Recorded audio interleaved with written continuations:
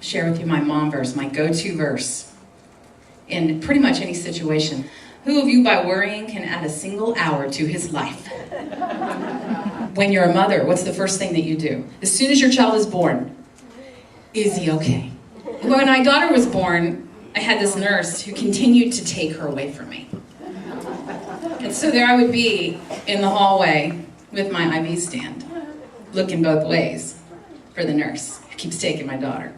Because, you know, a trained nurse with years of experience, what does she know about taking care of my daughter? And it doesn't get any better when they get older. My son is ending his freshman year right now. There's milestones that we have in different ages, and we worry. We worry about everything that happens to them. We knew this milestone was coming. My son walked up to me at school and said, "Everybody's going to Chili's. Can I go?" And you know he meant, can I go with them? Not, will you drive me? See him go get in the car. But it's not a car. It's a Jeep. It's not a real car. It has canvas for a roof. Sharp objects can go right through that. And I'm standing there and the mom next to me goes, "Are you okay with this?" And I went, "No, I can help myself."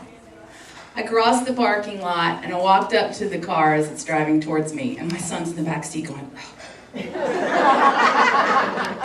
And I said, "You have the honor and the privilege of being the first teenage driver that I have ever let my son go with." And he was supposed to say, "Thank you, ma'am, I take this honor very seriously." But instead he said, "Thanks."